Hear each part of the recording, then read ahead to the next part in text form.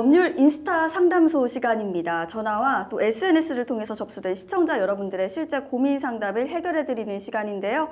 오늘 접수된 사연 함께 살펴보시죠. 교통약자 택시를 운전하고 있습니다. 사고가 일어난 날도 학교에서 시각장애 학생을 태우고 나가고 있었는데요. 펜스 때문에 외부가 잘 보여서 차체를 도로 쪽으로 빼서 좌우를 살피고 핸들은 우회전을 위해 70% 이상 돌렸습니다. 주변 도로는 스쿨존 설정으로 과속 방지턱만 5개 이상 있고 30km 제한 안내 표지판도 3개나 있는 구역입니다. 그런데 72세 운전자가 중앙선을 물고 과속으로 달려오다가 결국 제 택시와 부딪혀 사고가 났는데요. 상대 차량은 바퀴가 터지고도 더 밀려나 겨우 정차했습니다. 이건 명백히 상대 차량의 잘못이잖아요. 그런데 경찰 측에서 저를 과실자라고 합니다. 과실 비율은 7대3으로 제가 7로 나왔고요. 교차로에서 일어난 사고라 제 과실이 더 크다는 겁니다. 당시 택시에 시각장애우도 타고 있었고 더 큰 피해가 일어날 수도 있었습니다. 그런데도 과속을 한 차량이 아닌 저에게 가해자 취급이라니 이해가 되지 않습니다. 네, 그렇다면 먼저 오늘 들어온 상담 두 변호사님들의 의견 궁금해지는데요. 이 경찰의 판단 적절하다고 보시는지 궁금해집니다. 먼저 우리 김 변호사님께 한번 여쭤볼게요. 어떻게 보실까요? 네, 도로교통법상의 안전운전 의무를 다하지 않은 잘못으로 인한 도로교통법 위반죄는 성립된다고 치더라고요. 이 과실 비율에 있어서만큼은 좀 문제가 있다고 보입니다.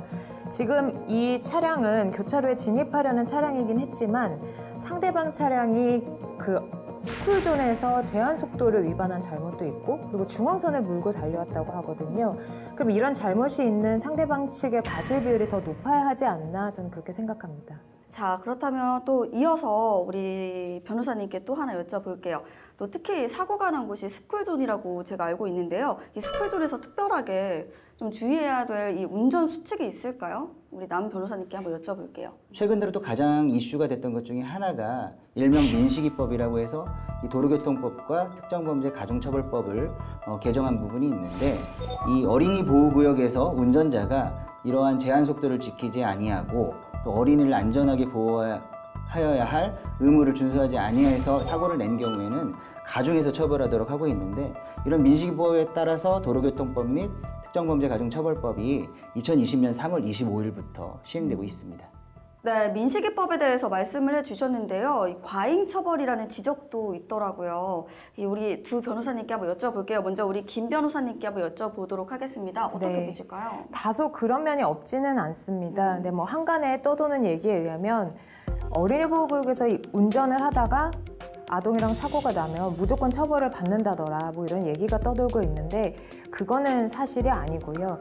어린이 보호구역 내에서 안전운전 의무를 다하지 않았다는 부분이 있어야만 어쨌든 죄가 성립하게 되는데 근데 문제는 사실 과실 비율이 0이 아닌 이상은 안전운전 의무를 다하지 않은 게 됐고 보통 사고 나는 경우를 봤을 때 과실이 0인 경우는 거의 없거든요. 2018년도에 보험개발원에서 나온 자료에도 보면 운전자 과실이 20% 미만인 경우는 0.5%밖에 안 된다고 해요. 그래서 이런 현실에 비춰봤을 때는 이게 다소 과잉 처벌이라는 면이 없지 않나 그렇게 생각합니다. 네, 저 역시도 동일하게 어린이를 보호해야 된다는 취지라든지 그러한 보호의무를 준수하지 아니한 경우에는 강력한 처벌을 해야 된다는 그런 입법 취지에 대해서는 당연히 동의합니다.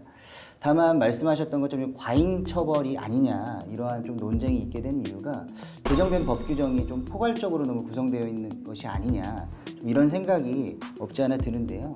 속도 위반이라는 점은 차치하더라도 김 변호사님께서 말씀하신 것처럼 과실 비율이 0%가 아닌 이상 그런 의무 불이행이라고 볼 수 있거든요.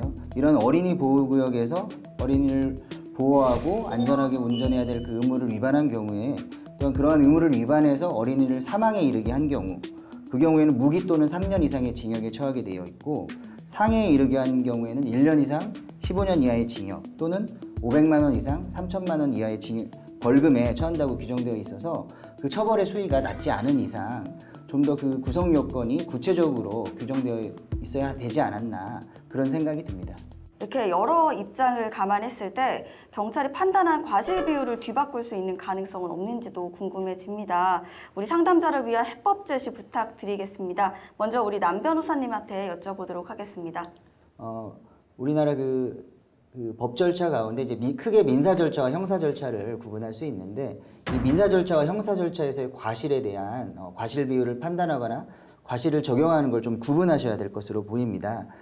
지금 사연 신청하신 분의 그 사연에 나오듯이 경찰과 같은 수사기관에서 과실을 판단하는 데 있어서는 이게 9대1이냐 7대3이냐 이런 것은 사실 크게 중요하지는 않습니다.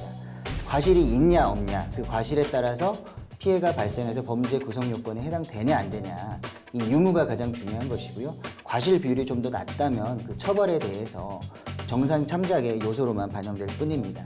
신청자분의 말씀, 사연의 그 내용에 비춰 봐서 원래 기본적으로 도로가 아닌 곳에서 우회전으로 진입해서 사고가 나는 경우에는 진입하는 차량에 약 80%의 과실이 있다고 보이는데, 이 경우에는 상대방 운전자가 속도 제한을 위반했고 또 이미 차도에 어느 정도 진입한 상태에서 대기하다가 진입했기 때문에 그러한 점들을 모두 반영한다면 한 60%의 과실이 사연자분께 있고 40%의 과실이 상대방에게 있는 것이 적절하다는 생각입니다.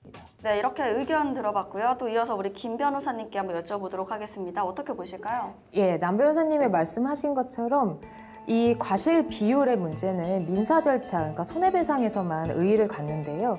제가 볼 때 7대3 그리고 6대4까지도 좀 무리가 있다고 보입니다. 지금 상대방 차량은 스쿨존에서 제한속도를 위반했고 중앙선을 물고 달려오고 있었거든요. 그러니까 이런 점들을 고려하면 한 5대5 정도로는 결론이 나야 된다고 보이고요.